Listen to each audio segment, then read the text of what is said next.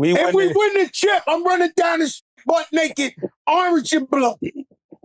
Make way.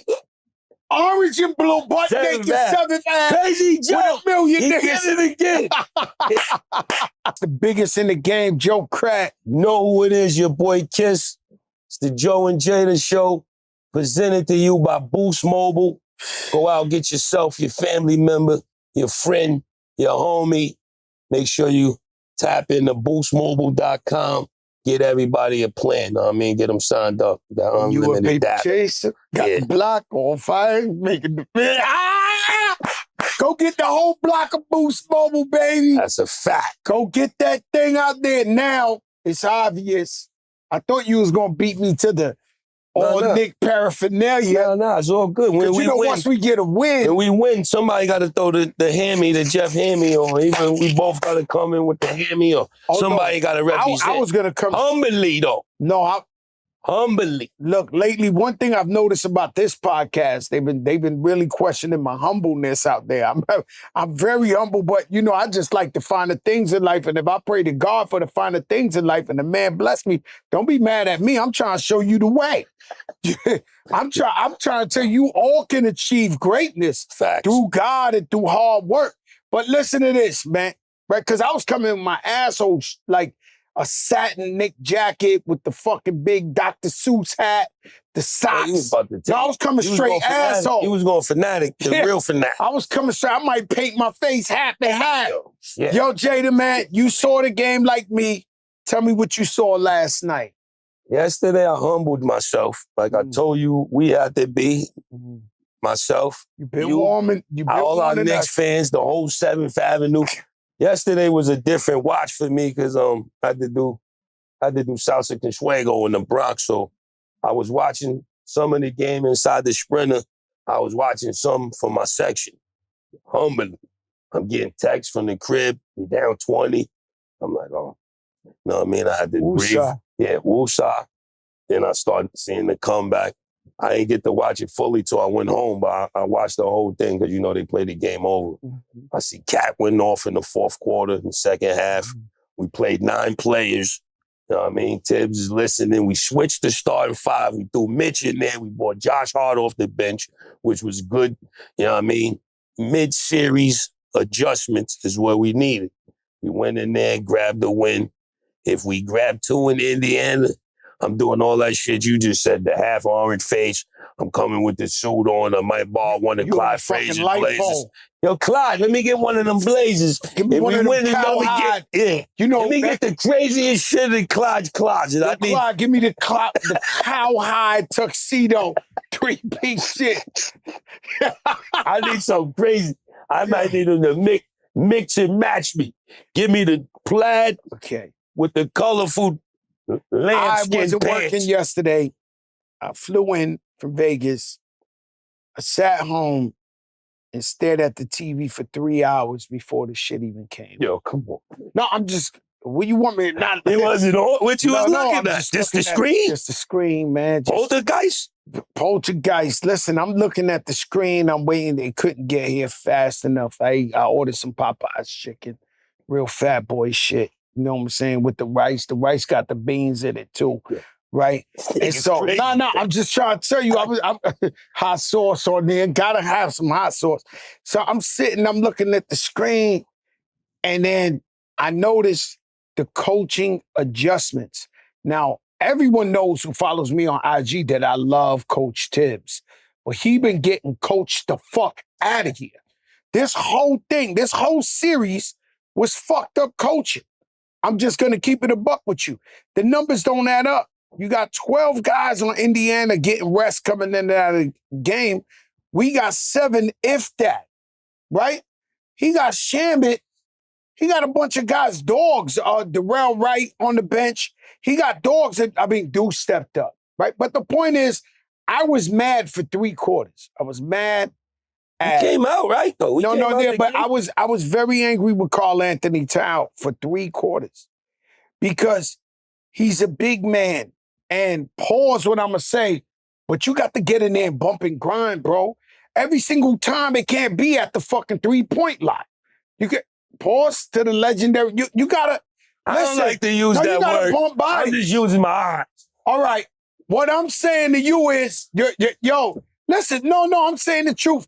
Back in the day, big men would post up. Now, if this was back in the day, hold up. Stretch five, stretch if this was out. back in the day, Karl Anthony Towns would have 40 points every game because he's a big man. They can't stop him. He's either getting the and one or he's going to the line. It's like, it's unstoppable. He got to bump bodies down there, bro. It's different games, a different time. And I hear in you. defense, he don't get no fouls, bro. Oh, that's a fact. He get the minimum calls of everybody playing in the playoffs. Shout out my lawyer, Jeffrey Lippman. You know the guy beat the John Gotti cases. No doubt. Chopos, all type of shit. Shout out to all good lawyers. But he's a real Knicks fan. And he's like hitting me up. And he don't complain. He stands tall, but he's like, yo, I think these refs is trying to, and I got a couple of them texts. Everybody was like, yo, my man E. Philly was like, yo, these refs. I didn't see it last night, like the refs one-sided, but all my people was hitting me like, yo, the refs is fucking up the game. But Karl Anthony Towns comes through like I knew he could. This is a 5-time All-Star. He should be dominating the game. He's a big man.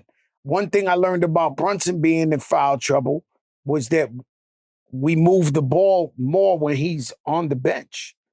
Brunson, we not here. If it ain't no Brunson, we not in the Eastern Conference Finals. Yeah. He's missed the clutch. But be clear, when he's not in there, he needs a rest sometime, and we need to. You got to move that ball around because everybody's quiet. OG's incredible, right? Mikal Bridges, I still want more from him. They say, Joe, every game he gives you 20 quiet. Well, give me 30 loud. Give me 30 loud. He's no way going to get that much unless somebody's hurt or somebody's out. Right? He's getting the 4th or 5th shots. They got to go through Brunson, Mr. Clutch, then Cat, OG, then he get the ball. If you looking for the other Bridges, but he was getting more touches when he was on the Nets. I get it. In Phoenix, he was 3rd after Book and CP. And my thing is just we trapped ourselves into a game 7 every game. Like right now, last night. New York gritty, man. We ain't gonna. All our wins is gonna be ugly. Face it. We gotta come back from a deficit. We gotta be up and then down and then I don't want to watch. I'm tired. We ain't gonna have none of them fairyland wins. All Knicks fans, gritty. Knicks fans, 40 years old and older. Are you tired of watching the game with your high blood pressure medicine right there, your EKG kit, your fucking EpiPen, Yo, these motherfuckers got the EpiPen out. Like, why is it we got to catch a fucking heart attack? That's New York. Watching a win. It's New York, man. Man, listen. It's nothing easy. It's nothing gonna never be simple for us. Brunson comes back in after 5 fouls, cold as ice, start laying them shots down. We made all our free throws. Thank God we made that adjustment. If you really look at this series, we're supposed to at least be up 2-1 because the first game was ours, right? They blew that shit. I still don't think about it. Don't think that. about it. Don't think about it. Don't think about it. Bad juju. Bad juju. All right, no. I'm going with the good. If we win one more, you running down the street butt naked at 7 fouls. We win another one in Indy. Yo, they gonna paint you orange and blue. Yeah, butt naked down 7 fouls. I'm taking it there. If we win the chip, I'm running down the shit butt naked, orange and blue. Make way. Orange and blue, butt naked, 7 fouls. Crazy Joe. $1 million He niggas. did it again. Oh, shit. Yo, this shit is crazy. Yo, they try to silence the lambs. Yo, they try to silence the lambs. They took 2 in a row. What the fuck is this about, man? If we win another one in Indy, I don't know what I'm going to do. It's going to be crazy, though. Listen, you right. We got to humble ourselves. We went too crazy. But you know what I noticed is... Big shout out to Mitch, though. I got to give Mitch Robinson and flowers. God. Mitch, you are holding it. Yo, you know Mitch, healthy Mitch. Coming in, changing. You're changing shit. Healthy Mitch is a big situation out there. I love Mitch, but let me tell you what I've been meeting, because for some reason, I've been traveling. We doing shows, Vegas, Miami, everything. I've been meeting new people coming up to me talking about, yo, I'm a new Knicks fan, right? And I'm like, what do you mean? And they're like, your city's going so crazy on TikTok and Instagram, but the way they love the Knicks, I want to love the Knicks. Like, yo, just strangers are coming up to me like, yo, because of the way y'all going all out for the Knicks, they want to be a part of that shit. Yo, that's ill that you say that. I don't know, I think it's my old neighbor. I don't know how long he lived in my cul-de-sac. The house to the right. By the way, if you think Jada broke, y'all got this fucked up. They don't fucking think I'm broke. No, they get mad. No. Whoever They get thought mad that, at me. You got the wrong fucking thought. Listen, they get mad at me because I say I don't want to go coach. They get mad at me because I say, yo, I like the finer things, the good shit. This, oh, Jada's so humble. This motherfucker rich as shit. Yo, go fuck yourselves if you think don't listen to this guy. Oh, he's such a nice, humble. Yo, get the fuck out of here. Listen, he got cul-de-sacs. He got cul-de-sacs and shit. Deers out his window, the man. Sprinter is outside the crib waiting for me. I come to get in. I've been living there maybe 5, 6, 7 years, I think. I ain't sure. Now, I'm cool with pretty much everybody, but the house over there, I never really seen them. I don't know. I think my son broke the car when he broke something. I had to pay for the ring. I had to do some shit, so it's not bad blood, but it's no blood. Yesterday, for some reason, getting in the Sprinter, he's walking his dog, little Kirby. He got the Knicks hat on him. How about the Knicks? Me, this guy never spoke to me ever. The Knicks do something that, I said, this is crazy. Unites before I responded, I'm like, talking to this the guy you never said hi in 10 years? Yeah, I'm like, all right, let's go, baby. Let's get a win. Yo, that's it. The camaraderie in New York City is out of control. Travis Hunter just got married.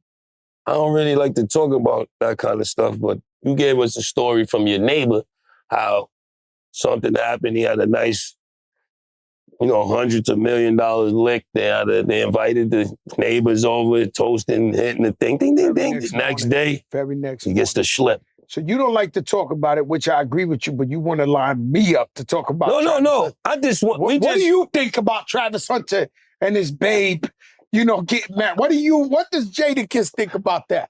I wish him the best. I wish him much success in the NFL and much success in marriage. I just don't believe these days in true love no more. So I don't believe... You don't believe in true love? I don't believe in true love no more like that. Meaning that back in the days, the love our parents had, or the love the last sprinkle of love we had, is different now. So now... Everything's microwave. No, everything's a business agreement. Instant, is a business. You get married, you got to sit down. I watched, and it's on a thing, I watched this thing on Netflix, Ocho Cinco and his girl, who I always thought they loved each other to death, and they brought the lawyers before the wedding. And the wedding was called off because they was like, I want a piece of your show, you want a piece of my show, I wanted this. It just turned straight business. And so what I'm saying to you is that, unfortunately, especially a young athlete, the stigma is not true, because John Beeson's my brother. He's a real smart guy. But the stigma around young athletes is they know how to play the fuck out the sport. They ain't that bright. And so the girls zero in on them. No, it's not. They're not that bright. They book smart and they athletic when it comes to knowing about the y'all. Yeah, because they gym rats. They've been in the gym or the field or the classroom. They haven't been on Broadway. The census is, God bless Travis Hunter, but my common sense say this won't end right. He's gonna end no prenup. No prenup. This ain't gonna end right. and so that's the point where if that's your son, that's your nephew, this that's might your be best real friend. Love though, crack. No prenup mean. When was the last time we saw real love in this generation? Like, you could say real love, unless you both is broke and you coming up together, she get a good job and you get a job and we buy the crib together and we do it together. Other than that, if you a guy with 100 M's and all that, chances say you fucked and big time. And let me tell you something. Somebody should have jumped in front of the barrel. Do anybody got something to say? Somebody should have jumped in front of the barrel early, like an uncle and nephew. We hate those people, but at least let it be known. I got a friend, right, which I can't really talk in too much detail, but I got a friend who was once married and, you know, they got him. You know what I'm saying? They got him for his paper and all that. You know, his ex-wife got him. She took most of the bread. He was back fucked up, this, that. Crawled out the dungeons. Crawled out? Out the dungeon. When I say dungeons, look, when you go pick up your man and he got the Hitler mustache. Yo, come on. The big shit like this, he don't even look like, like, you know he all fucked up. When you go up there, he got the quarter field. Now, you know the big shit like this.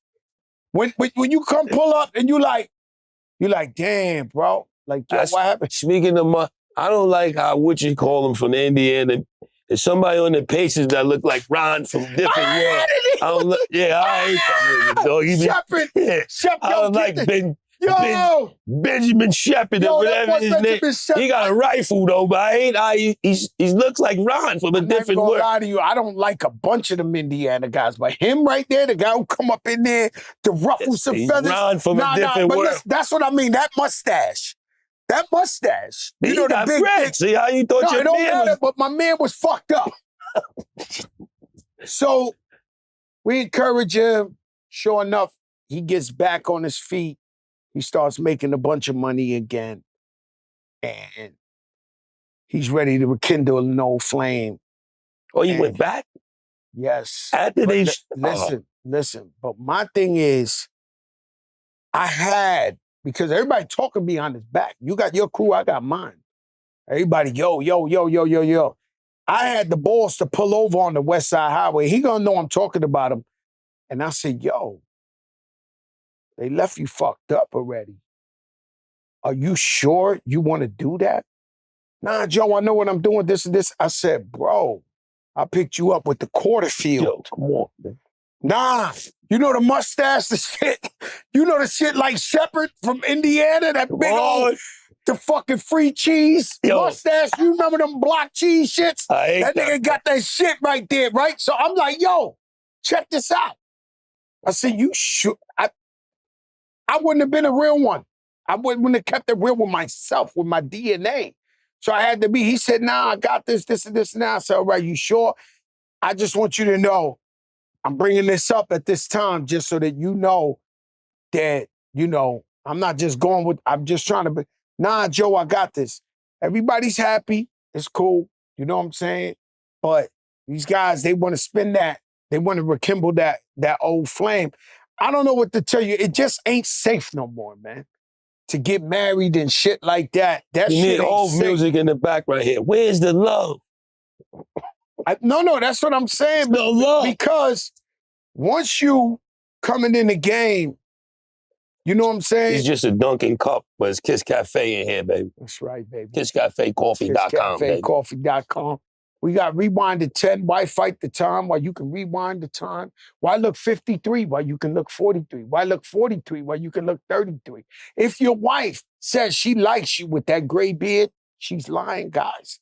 Get in the game. Get your stride back. Rewind to 10. Sally's Beauty. CBS. Yo, listen. Kai Cenat, right? He must have... I think Travis should have called Kai.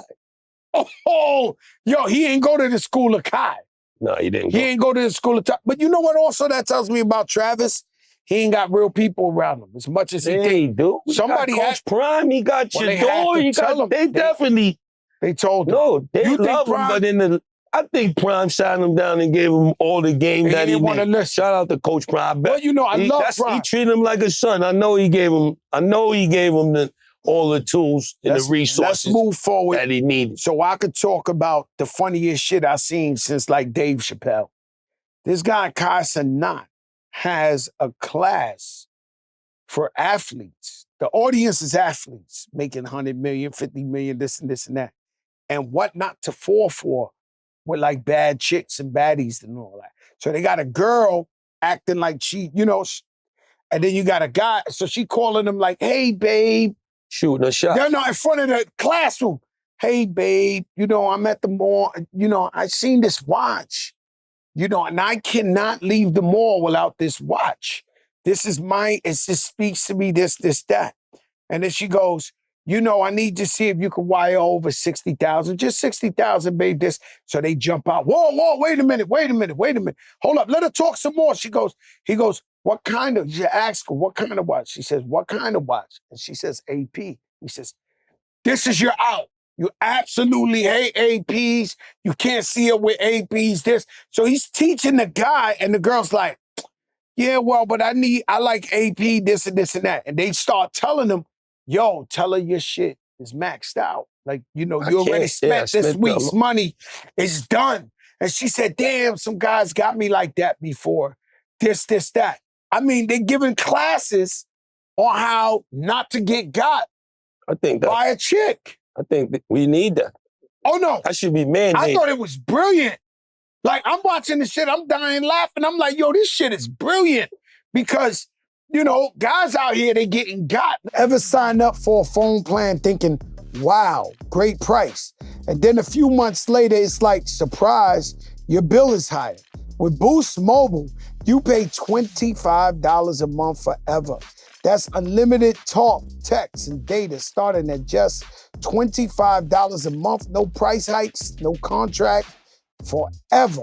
Plus, Boost Mobile is now a legit nationwide 5G network. They've invested billions building 5G towers across the country. Visit boostmobile.com or head to your local Boost Mobile store today.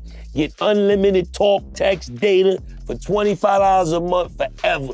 5G speeds now available in all areas. After 30 gigabytes, customers may experience slower speeds. Customers will pay $25 a month as long as they remain active on the Boost Unlimited plan. Let me ask you a question, Mike, now that I'm talking about it. I wouldn't say you because you've been married a long time, but what's the foulest shit a chick ever did to one of your mans that you was just like, man. No, I need it though.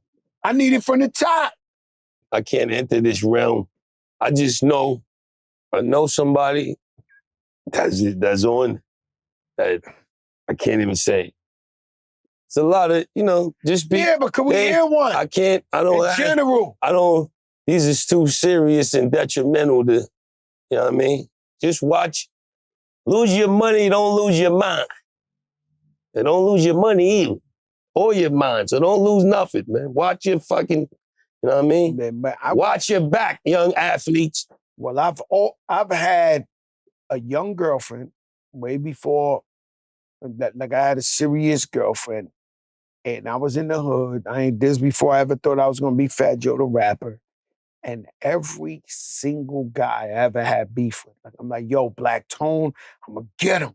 Yo, Chaguito, I'ma get him. All that shit while I'm sitting there. Yeah. Everybody from the hood, I'ma this, that.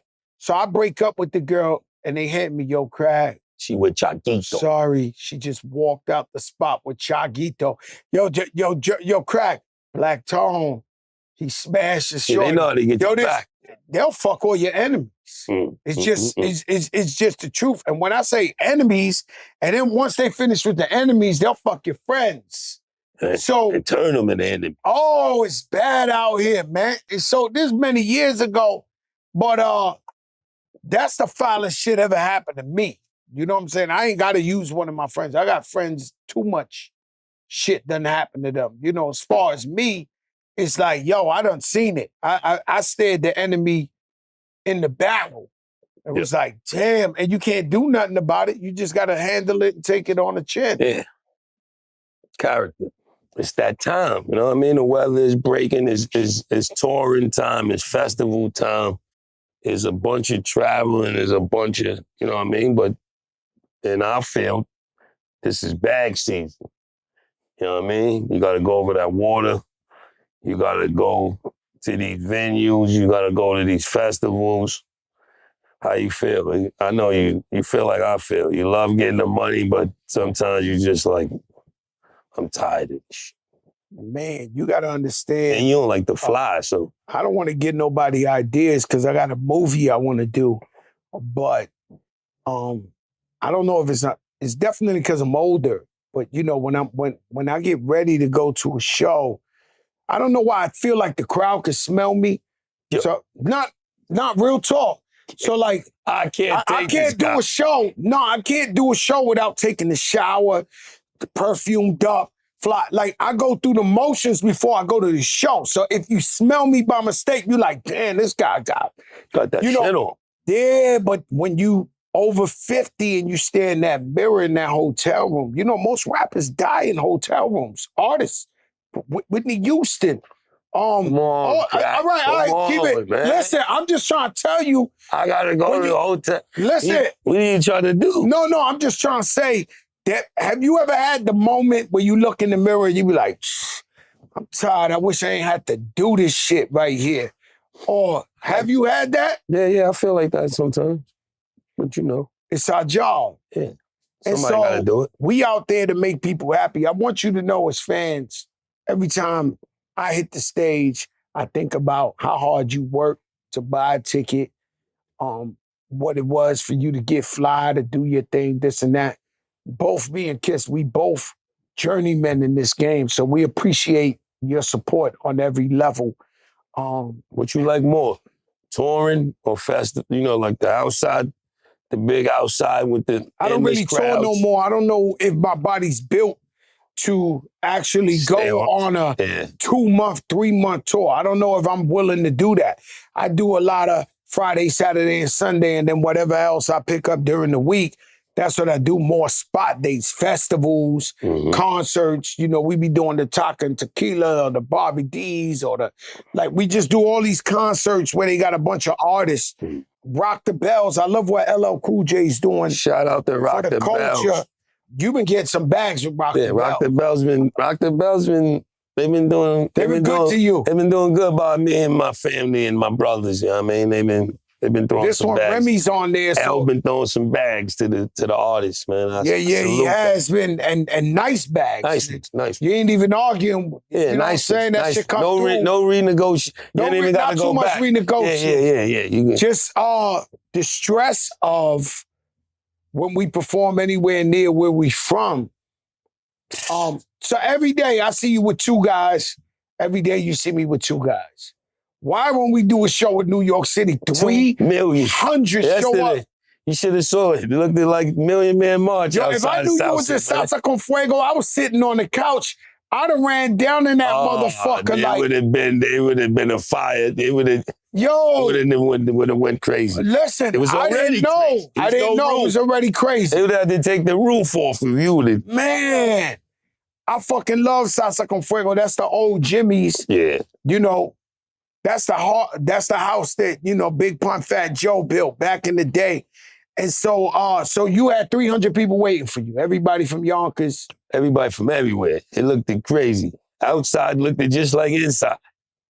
I wish I could pull a sprinter to the stage. Yo, that been happening. And get right out, get the mic, close it, and back out of that motherfucker. Let me tell you something. There was maybe 100 artists from the beginning of hip hop doing the 50th anniversary in Yankee Stadium. Snoop Dogg, Lauryn Hill, Nas, Run DMC. Do you know who had about 10,000? I mean, guys from special ed in 5th grade, whoever you date for the special ed classes from this. When I tell you I'm going to Yankee Stadium, which I was stressed out because I knew what I had to do there. It was almost like a mini Versus. It's the 50th anniversary. I'm from the Bronx. I got to pull this off on a legendary, and they only giving me 20 minutes. So it's like, I got to make this so you know what type of stress I was in, right? But as I'm going there, Yankee Stadium is calling me. Too many? 10,000. The whole entire South Bronx is waiting at the artist entrance, and they're all saying they were I'm with Fat Joe. I'm with Fat Joe. I pull up to Yankee Stadium. I try to go into this other entrance. I ain't gonna lie. I love the Yankees, but it was a bit of maybe, I don't even want to say that. They gave me a hard time. They didn't care that I was on the event. They don't go messing with Cotton Eye Joe. They was at the door, right? So they was like, yo, we don't care. You got to go through there. Yeah. So I'm sneaking over there to try to go through the entrance. I see guys I was in junior high with, kindergarten, the bodega guy, they all at that door, 10,000. And then you got real guys. You got 5 mics. You got the real crew. You got and I'm like, oh my God. I like almost backed in the entrance. Like I went in through there and I came and I backed in like, yo, I mean, people don't understand. I can't take this. We already stressed the fuck out because we performing at home and they just waiting. And then the thing with me is like, where you at when I really catch beef? Like, where you at every day when I'm arguing? Where you at on a regular Tuesday? Yeah, man. You come around like, yo, I'm holding you down. No, this is where we don't need holding down of any kind. These are our fans who paid to come. It kills me because it don't cost that much to get in. Nah. It's something. It's a something because it's something for you to feel like I got in. Rich guys, they want to know they can get in with you. It ain't about the $20, $50. Can somebody do studies and tell me what the fuck is that? If I walk in with you or the janitor, I'm still getting in. What is it? What does it give you a sense? How do it make you feel when you could have been within, but you want to wait for me to pull up with mad people and walk in with me? What is that? There's no room in the section. You feel happy, it's tight, it's fucking mad, it's sweltering with heat. And that's a good time. I hate that shit. The king of this podcast shit to me is my brother Noriega, Left Rack Zone. When I tell you I don't drink, and any show I got in Miami, his Puerto Rican cousins come. And yo, no, listen. You know Nori half black, half Puerto Rican, but the Puerto Ricans come. My man Victor. Let me explain something to you. They literally stepchild me and take over my section, grab the bottles and be like, yo, you ain't drinking this. They know I don't drink. They just house my shit. It's 30 of them and I'm performing live, sitting on the corner. If I'm lucky to have this inch of the couch to myself, I love them. They come, but they just come and take over my shit. Like, yo, Fat, move, you know. They start grabbing the champagne, the Ace of Spades and all. Drink, he don't care this. I'm like, the entourage shit. Is the entourage ever going to be dead? Like the entourage, you're going to need some people to travel. You need some people to travel with you. The people to travel in the entourage. It ain't fun going to a festival or going somewhere with 4 or 5 people. But back in the days, D-Block come with 40, 50. Yeah. Fat Joe, Terror Squad come 40, 50. Is the entourage days over? Or are we fooling ourselves? Because every time we show up, the game, everybody, look, I think it's a thing. When you first get in, you feel, I'm bringing the whole block. When you start seeing how it go, I'm just, the hatchet comes up. You're paying for bills, you're doing dumb shit, you start Xing them off. Nowadays, my circle's so small, it's a period. Only God can fit in it. I've been trying to find the cast. I've been trying to find the realest shit you said on I've any been trying to find the passcode to get in my own circle. So small, he forgot the passcode. I forgot the pass. I still ain't get the privilege of the pass. It's only God in the period. Yo. Like, I can't fuck with these people. Circle so small is only enough room for God. Period. Only God is in there. I've been trying to crack the passcode. So I can hop up in that shit. That's how small that shit is. Now, we can end it with this, right, B? Because we talking about some real shit, right? We grew up, I'm not putting you in this, but you could chime in, right? But I grew up so poor that in the summer we had no AC. We would sleep on the floor because it's cooler down there. I wipe my ass with newspaper. Any type of poor shit you ever been involved with, I've been in that. Right? But what I'm saying, the Jada, Lord is my shepherd. Lord is, Jada, no hoodie, huh? But listen, what I'm trying to set him up, right? When they call you the greatest storyteller, you got to just put yourself in the scene of the crime. Over the years, I worked my way out of that bum shit. Over the years, I did whatever I could to come up out of it and teach myself ways to, raise our kids. You got 2 kids, just graduated college. You had to teach yourself to get up out of that mentality. What I realized yesterday thinking to myself is, I don't have time for nobody else that ain't do the work on themselves to get out of that mentality. If we still got guys talking about the same shit they was talking about 10, 20 years ago, I can't relate. I love you. I'm not in that. I'm not in that. We not said one time I had an argument, may rest in peace, with one of my friends in the middle of, in front of my store on 158 in Broadway, and I noticed the driver of the bus, the whole fucking supermarket, the ladies in the nail salon, everybody was looking like, oh shit, Fat Joe's out here arguing in the middle of the street. And when I looked at everybody, I said, you know what, man? You the last motherfucker I'm gonna argue with in the middle of the street. You ain't big enough to be arguing with me. You got everybody looking at me like you ain't even that important.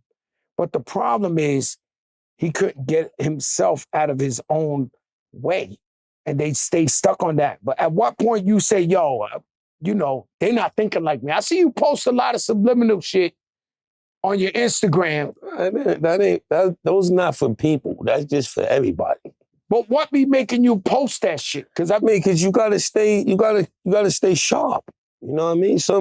It's hard. We're gonna talk about this on another episode, but it's hard being an artist coming from where we come from. It's a lot of hands trying to pull you down. There's a lot of arrows painted, a lot of barrels and arrows pointed at you. You gotta learn how to navigate and do the shit you're talking about. Sometimes dudes ain't ready to evolve with you. You gotta, put the blink on. And that's another, listen, guys, that's another job. We'll save that for the next episode. But another job is, if you ain't built like that, and the guys come up from your neighborhood with you, a lot of them are like friendly extortion. They tough guys that they holding you down or whatever. And one day you turn around and you realize, I can't get to the promised land because these guys are scaring the bag away. That's why you got so many murals. That's why you got so many murals. That's why, you become a mural. You become rest in peace. You want to be a mural? They got a wall for you right there. And it's so hard. That's incredible. But it's so hard to shake those type of guys to be like, yo, we can't do this no more. I got to move on. And I find a lot of artists, even the young ones, got to deal with that too, where, all right, you the realest rapper, you talking all that shit, but what about such and such block? What about this crew? What about the trades, the this? And they don't know how to shake them. And unfortunately, that's when that Rico comes in. This has been the Joe and Jada Show, brought to you by Boost Mobile. Do me a favor, it got the 5 gigabytes. You could get reception everywhere in the universe. Go buy yourself a family plan. Go get the Boost Mobile package. Feed the whole crew with Boost. In fact, I don't want to see you with a phone if it ain't Boost Mobile. Joe and Jada Show. I agree.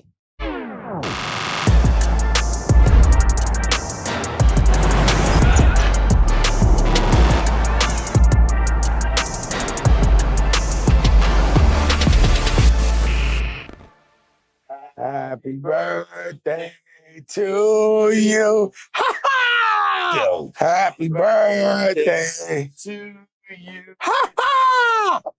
Happy birthday, dear Jada. Happy birthday. Why you had to put the age on the motherfucker, man? They try to do you filthy. Foul, man. What's this, the McDonald's cake? Oh, yeah. Make a wish. Welcome to the club, brother. Just happy to be here, man. Y'all, I got people that thought I was 37. I thought y'all exposed my, fucked me up and put my real age on it. Y'all Crack thought I was way younger than I am. I thought he was way younger than that. I thought he was 38, 39. Yeah, I'm just here, man. Thank God to be here. Another lap around the sun. I'm just happy to be here. God bless you, my brother. We appreciate you. We love you, man. And let's continue to make history, man. Life is short. Let's do the best. The biggest. Listen, man, check this out. We're gonna talk about hip-hop, the origins, how hard it was for us to get in the game. I'm curious to know. See, I knew about the Warlocks. I knew about Squad. I knew about y'all from day one. But what you think is the difference of then and now? Or I'd rather you just say how y'all got in the game, and I'll explain how I got in the game, or Terror Squad got in the game. Even way we cut and slice it, it was still what we had to do to get here. It was much harder. It was much harder and much challenging just to be able to record music. Fuck getting in the game, just to find somebody. This is before ever going in the studio, just to find somebody that had equipment to record some freestyles or record whatever you had to write was like a task. It was only only a few, you know what I mean? So to pass that stage and then enter going into the studio and finally, recording some music that you thought was good enough to pass to the DJs or pass to a record executive. The journey from just there to there was crazy. Well, a record executive is it's impossible. Like when I first started rapping, I just thought it was, I'm just rapping for the hood. I didn't think I would ever get a record deal. Like I thought it was like just me for the homies playing this shit. I never thought, shout out Keyboard Money Mike, the first guy who ever put me on like Bronx Cable. And me and my brother Tone Montana, we used to watch that shit over and over again. Like he'd be like, yo, you gonna blow one day. I'm like, blow. Like, you know what I'm saying? So when did you get close enough to where you felt like, oh, I could give this person this mixtape and they could get it into the proper hands? It was a bunch of shit that happened, but fast forward to the demo that actually was the one that was able to get passed to Mary, that eventually went to Puff's hands. We was recorded in D&D Studios. Wow, you got to D&D. Shout out Mary, she was in the house last night. Yeah. MJ, what's up, baby? We shot it. We was in D&D. However, we got the bread to make it to D&D, and it was actually while Hov was making Reasonable Doubt. He was there. Yeah, he was in another room making Reasonable Doubt, and we actually seen, it was a pool. Remember that? You could play pool in there. Yeah, that's where fucking Big L threatened me and the enemy, where I had to write the rhyme in his face. We bumped into Jazzo in there and ended up getting a beat from Jazzo that went on our demo that ended up actually being a song on Puff No Way Out. That sold 10 million. So we recorded a demo in D&D. We was still wet behind the ears, but we felt like these songs was good enough. Mary got a cousin that was a part of our everyday entourage, J-Bop, Jamarco. So we kept him. We knew once we got some songs good enough, we could get it to him and he could get it to Mary. So that's what we did. And she happened to be on tour with Jodeci and she popped it in, I think, on the tour bus. And that was our end before all the other shit that I'm gonna tell you. But yeah. That's crazy because shout out to D&D. One time I beat a guy's brakes with the phone, with a red phone in D&D. Just was pounding them out with the phone, the old school phone with the wire. Ooh, a house phone. Nah, yo, they hated me forever since because it was like, D&D was like the flyest studio, but I had the juice. I was already Fat Joe. My man was like, yo, my girl, she in the studio with these other rap guys. She was like, she's in D&D, and this bop. Yo, when I tell you who behind the scenes, you go bug out. He was like, yo, she in there with the dude. So I had to use my face to get in there. I'm like, yo, it's Joe Crack. They opened the door, and then we beat the brakes off this guy. And they never who was it? Dave and was it Dave and Mike? But anyway, man, shout out to D&D. D&D, one day I saw Jay in there recording with OC. They had this one song together and I was up in there and they was rocking. D&D was like if you made it to D&D. You made it to, that was like to get the recording D&D was, you felt like you Primo made it. had his own. Yeah, Primo ended up buying it. He ended up buying D&D, right? He ended up buying D&D, and then you had, so the Who's Who was in there. It was almost similar to like a Bobito and Stretch. And so I'll tell you a better one. I went to a Ron G mixtape, and I was going in, and Biggie was coming out. And I'm like, yo, Big, what's up? This, that. Oh, that's the shotties by the shower when he said that one. What he said? And the shotties by the shower, you try to shoot me while I'm shitting. I don't even know. I'm telling you, that Ron I'm G walking in. That Pac and Big on. Listen, right? I was there. So Polo Grounds? Where you did? No, it wasn't Polo Grounds. It was he had almost by Up NYC. He had a crib on Riverside Drive. Oh, all right. So it was like right around from Up NYC. So I'm walking in there. Biggie Smalls is walking out. I do a freestyle. And when I'm walking out, Tupac is coming in. Yeah. So that was the type of shit we were happening in Stretch and Barbito, where you hear the infamous, we wouldn't call it a battle, but the infamous freestyle with Big L and Jay-Z. Barbito had an open door. That shit was like if you fucked up, Barbito and Stretches, like they had everybody coming in. The craziest guys you could think of. The door was always open. And so that's when they had that legendary, I wouldn't say battle, but it was Big L and Jay-Z in there. Like Pun broke through Stretch and Barbito, but this 4 a.m, you gotta wait. You might go there one night and the whole Wu-Tang Clan is in there 13 deep, freestyling for 20 hours, and then you might get the last 10 minutes to play your new demo in there. Those days. Speaking of mixtapes, I got a story. Do you remember this? I don't even know how we all ended up. What's the first shit on 54th? Sony? Yeah, Hit Factory's in the middle. We was in Sony, all of us. Me, you was rich already. Nori. Nah. We was already who we were. It's still the early. This is 90s, early.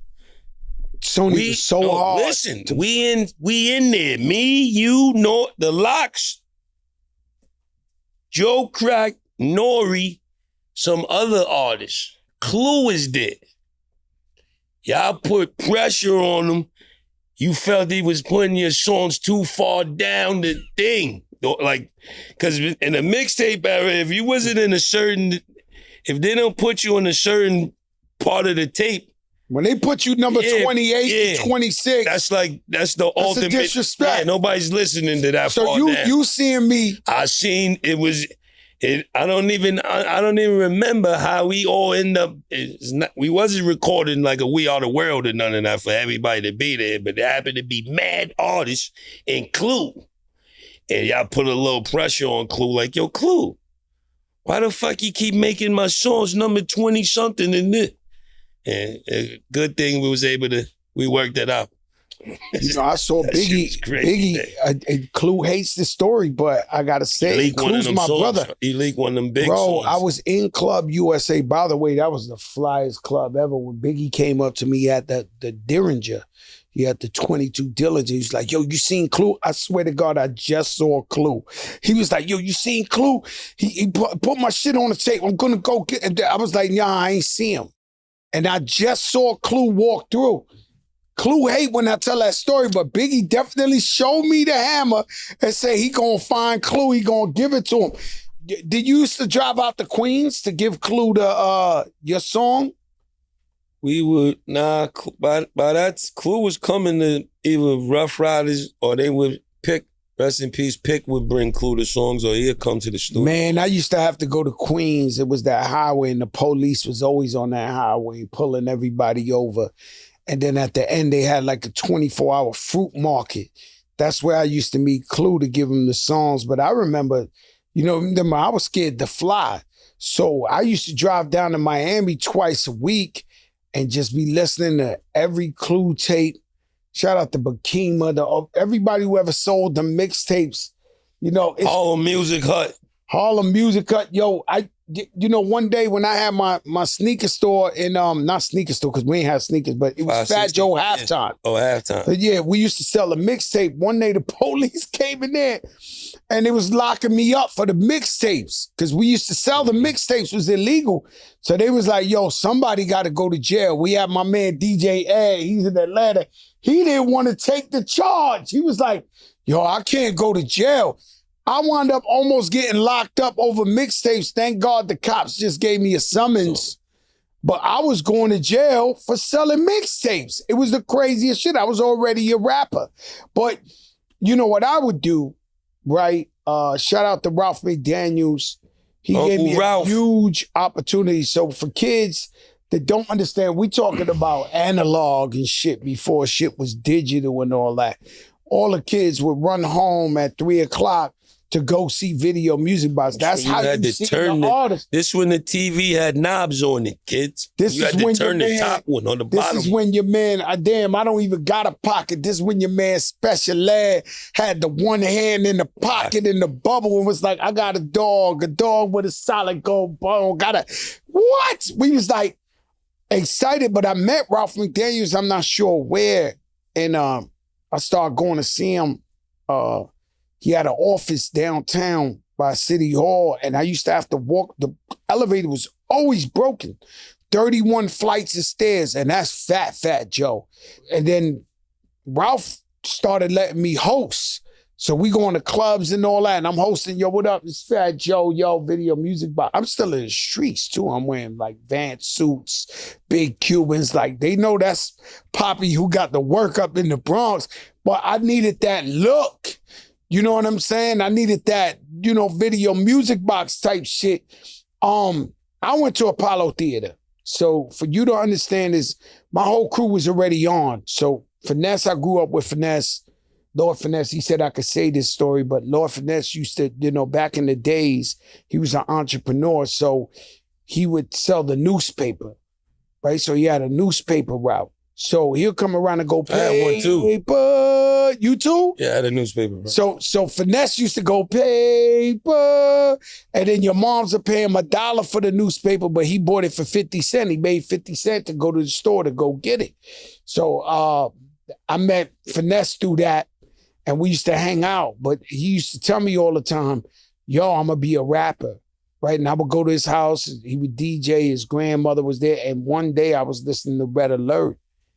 And your man Finesse, he played like 3 or 4 Finesse songs.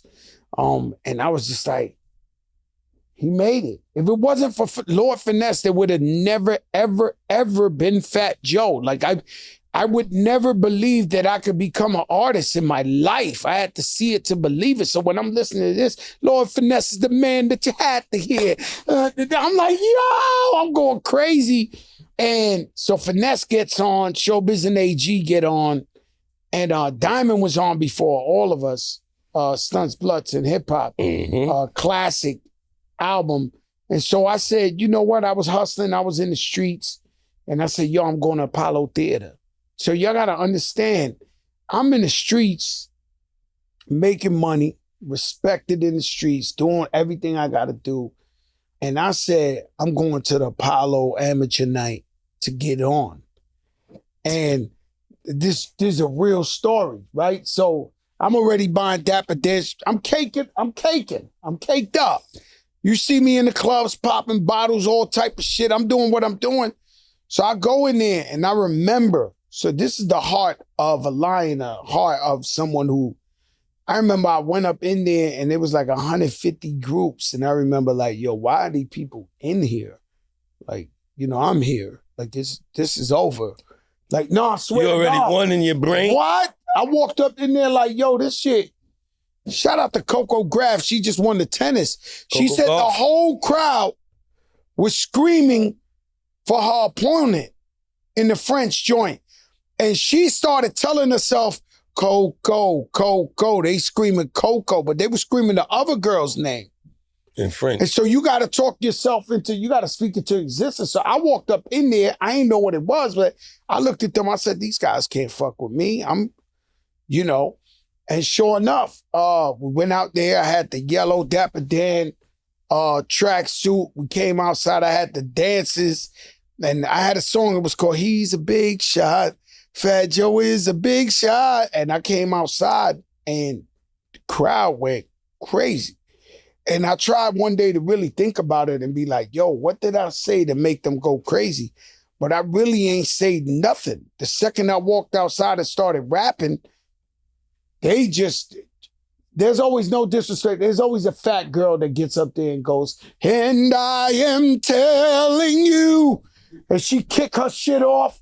She kicked them shoes off. You know it's over when the fat girl come up in the Apollo and go, "And I am telling you." That's and it. kick her shit. It's over. Can't take it. That's the cheat code. Yo, that's the cheat code in the Apollo. It's always a She kick her voluptuous woman fucking- that can sing, yeah. She kick her voluptuous. A voluptuous.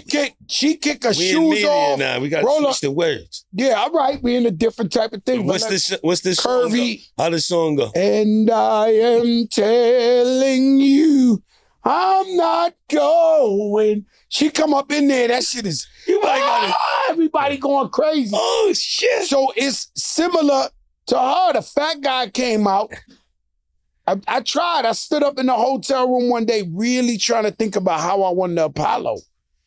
And they just went crazy. They seen Joe Crack. I don't know if they knew me from the hood, from everywhere, whatever the case. And they just started screaming like crazy. They couldn't have heard one rhyme. I don't even remember one Can't rhyme. even hear what he said. You understand what I'm saying? I was blessed. God said, "Yo, they gonna go crazy for this guy." And I won 4 weeks in a row. And that's how I met Red Alert. Red Alert came up to me and was like, "Yo, DJ Red Alert," who ran the game. It was him and Mr. Magic. There's only 2 DJs playing hip-hop. Facts. Prime time every week. So Red Alert came to me and was like, "Yo, do you got any jingles, any demos?" So I gave him Flojo. So I remember I was home in the projects and I had the flu. And this must have been COVID, way before the COVID. Like, I was fucked. COVID-18. Fucked up. There was that COVID 88. There was 88, nigga. Like, yo, that COVID came up on it. I was fucked up. And for like 2 months after I gave him my demo, I was waiting to hear it. And man, that's just it. Boom, boom. I was like, yo! I jumped up. I must have hit the ceiling. And I ran. I had the speaker and I threw it on the window right quick. And everybody was in front of the projects. And I was like, yo, this is my shit. This is my shit. Red Alert playing my shit. And so he played the Flojo. And then maybe like a year later, Chris Lighty, rest in peace, came to my hood, my Jets, block. yeah. I'm hustling. Fuck my jacks. He came to the spot. He said, yo, you know who I am? I said, yeah, I know who you is because I used to see Chris Lighty in the streets and all that. He was like, yo, I'm Chris Lighty. I think you could be a big rapper. I just signed a big deal with Relativity Records. He had Chi Ali, he had the Beat Nuts, and then I was the third one. And he was like, yo, you know, I want to make you a rapper. And I was like, what the fuck? I showed everybody that check. It was a $50,000, but it was a legit check. It's a little bit different getting drug money than getting a real check. Like, look, I got a real check. I'm showing everybody my check. Like, yo, my check. Like, yo. And that changed my life. Greatest album ever to come out of hip hop is Mobb Deep Infamous. He said New York. New York. I definitely think that's one of them. That's definitely one of them. I definitely wouldn't argue. I wouldn't argue with that. You know what I mean? The Infamous album did a lot for me. It did a lot for my brothers. Yeah. It did a lot for hip hop. Shit was incredible. Phenom. You know when Prodigy died, I was at his funeral, and it was so. First of all, you walk in the funeral and they playing boom boom. They had a band playing it. Boom boom. There's a war going on outside. No man to say. They was playing the beat when you walk in the funeral. A band. Could have been the Roots. I don't know. Somebody. They playing that. So I'm in the back. I'm tearing up. And it just hit me at that moment that say if hip hop was a pyramid, we lost like a big stone. Like I was in there and I realized, like, yo, we really took a L. You know, Prodigy is dead. And in the middle of the whole shit, you know how when your friends come up there and talk about you, one of them mans got up there and was like, and fuck KRS-One, the bridge ain't over there. I'm like, yo, wow. 30 years later, they still shooting at us. I'm like, yo, I'm with you. I'm at the funeral with you, baby. What you talking about? I don't give a fuck, this, that, yo, face. And you know, but my favorite album of all time, whether New York or anybody, is Illmatic. Nasty Nas. Even when I'm on that plane, you know, my biggest fear of the plane, when that shit start doing all this shit, he'd be like, you want to take a license for this? Your ass should be out saying going to get something. Yo, done pass the Henny, bud. And they got, you know, all that shit. Yo, son, nah. You know, this is Illmatic. You know, even when you got the record deal or you don't got the... See, that's what's hip-hop. Hip-hop's missing that a lot, too. Those legendary skits. The Wu-Tang skit. Yo, son, I'm hit. Wu-Tang? Drag me in the building. Yeah, I'm gonna take the 17. The 17, huh? Go ahead, son. They definitely missing skits. But anytime you talk about legendary or classic album or any of that, it could go for days like a religious argument. So yeah, it is. But I only think it was a problem if it's things on the list that nobody agrees on. You know what I mean? So that's the story of the Grammys. When Ninth Wonder sat down and said, that's the story of infamous, the Grammys. I'm not. Look, I had beef with 50 with Cent. I watched him come into the fucking Grammys. He sold 30 million records. You remember that first 50 Cent album? He was nominated. That nigga might have lost the tic-tac-toe. He got up and looked around and walked right back out that fucking Grammy. Like the Grammy, they've been better these years, right? But they had it all the way fucked up. Like they was giving, you know, fucking Mork and Mindy the Grammy over Biggie and shit like this. And you sitting there like, yo, this shit is nuts. I watched 50 Cent walk in, sold 30 million records, man. G-Unit. Boom, we could get this shit popping. Boom. He walked up in there, his seat wasn't even warm. He sat there for like 2 seconds. And the winner is Herbal and Peaches over here. Yo. And the man got up and walked out. And that's when I knew, we all fucked in the Grammys. When I saw that shit, I said, oh no, everybody fucked in the Grammys. Like, and I don't know what expertise they use. If it has to be elevator music or some shit, I don't know what it is. I know I lost 2 of my Grammys. I got nominated, I want to say 6 times. One I lost to the Black Eyed Peas for Lean Back, and they didn't even have Fergie with them. They didn't even have the white girl yet. So they was really not even popping at the time, right? They was just the Black Eyes. Yeah, the Black Eyes. Yeah. They ain't have Fergie. If you ain't got Fergie, you know, you ain't supposed to be winning Lean Back. You know what I'm saying? You just ain't. You know, you at least Fergie, you know, we understand. We got Fergie. But then the second one I lost was Chance the Rapper. I still don't, let me tell you something. I'm bitter about that. I'm bitter. Chance the Rapper. Yeah, I know Chance. He be all the way up. Remy comes out of jail for 8 years. What songs? I come out of jail. What song was the? No, he won with that. The only song. You don't want no problems. Got no problems with me. That's a decent song, but you know, it didn't mean as much as, you know, the hood. You know, we went to jail, both of us. We came back. We had an all-time low. We put out a record. I'm all the way up. It goes #1. And Chance the Rapper wins. Come on, man. They wasn't tapped into the culture right. Automatically, you're supposed to give it to the Robin Hoods. I got nominated once. I don't know who I lost. Let me tell you something. This man, Big Pun, first Latino to sell 2 million records solo. We go to the Grammys. We rent the biggest mansion. This man get the girls to come from San Francisco. They did the finger waves on Pun. Pun had the finger waves like Mac Dre and all those guys out there in San Francisco. That's the infamous pictures. We got the big suits with each other. Like, I remember that. man, we walked up in there. Your man Ricky Martin was up there. He was living la vida loca. We was like, oh shit! I waited my whole life to go to the Grammys. I'm looking at this. Everybody's over there. You got fucking every superstar you ever name in your life. So we just sit down in 1 second. When we get there, the guy from Loud Records come up and be like, yo, they did the hip hop before this. Y'all lost. Pun said, man, fuck these. Let's get the fuck out of here. Fuck the Grammys. I said, yo, Pun. Like, it's the first time we've been invited to some fly. She was like, fuck them. You coming with me or not? I was like, oh my God. We walked up out of that shit. He was tight. He was tight. So they really matter. You know, people definitely want to get celebrated. I think it's somebody in the academy that figured out we happy with just getting nominated. Nah, fuck that.